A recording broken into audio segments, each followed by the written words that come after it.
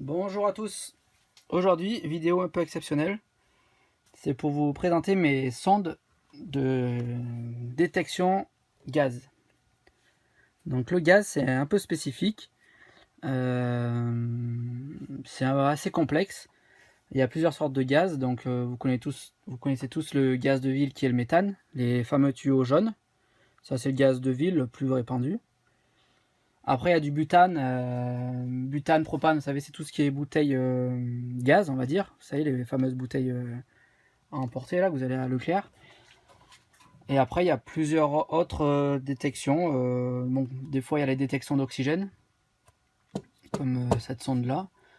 En fait, on détecte le taux d'oxygène dans des souterrains et des choses comme ça, voilà, pour savoir si le taux est correct.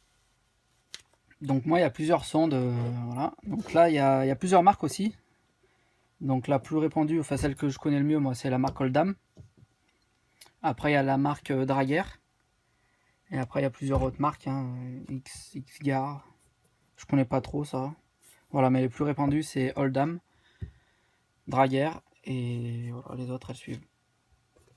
Donc, en fait, c'est comme les alarmes incendie, on a une centrale. Donc là, j'ai pas de centrale, hein. J'ai que des sondes que j'ai remplacées. En fait, c'est des sondes qui sont vétustes, hein. Ça dure pas longtemps, les sondes, ça a une durée de vie de 3 à 5 ans maximum, quoi. Donc par exemple, on a la CEX 300. Donc vous voyez, il n'y a pas grand chose dedans. Ici, on a la cellule, avec le gaz qui vient ici. Et suivant le type de gaz qu'il faut protéger, on change la cellule, on la calibre. Voilà, donc là c'est pour, par exemple, c'est pour des zones ATEX par exemple, où il faut que le presse-étoupe soit correct. Voilà. Donc ça c'est une CEX 300. Assez robuste quand même comme matériel, hein.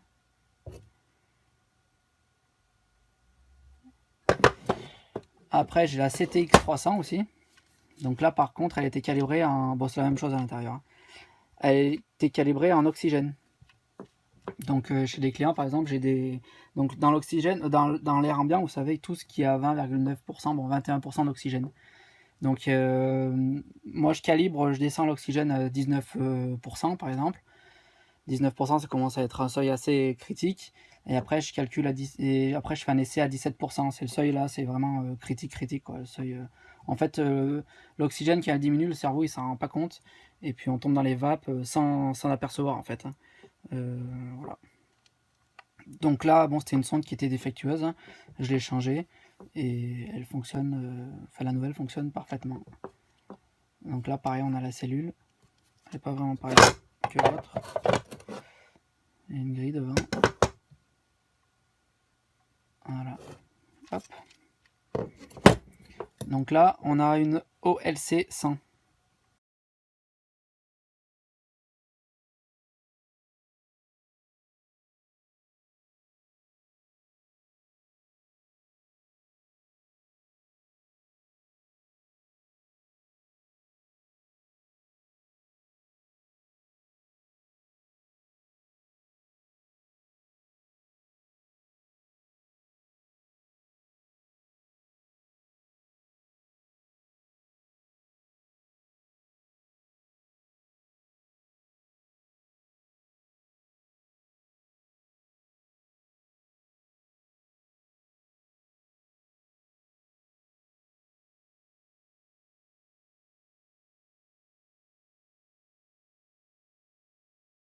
Une OLC 100, donc c'est la référence. Et un C4H10, donc c'est du butane.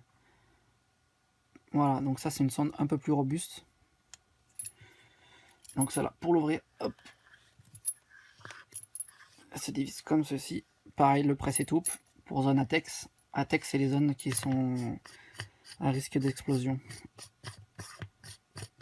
Je sais pas où j'ai eu celle-là, je m'en rappelle plus. Voilà, donc pareil, hein, le câblage en 3 fils. La cellule qu'on peut changer, qui se dévisse là.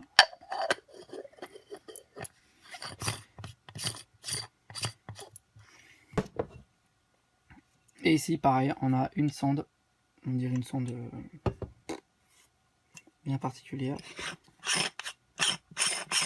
Ça, c'était pour pour du méthane aussi, dans une chaufferie. Voilà, 3 fils. X-Gar. Voilà, donc là, la cellule, bon, elle est en bas, là. Je sais même pas si celle-là, on peut la changer. Je pense que oui. On doit pouvoir la changer, celle-là.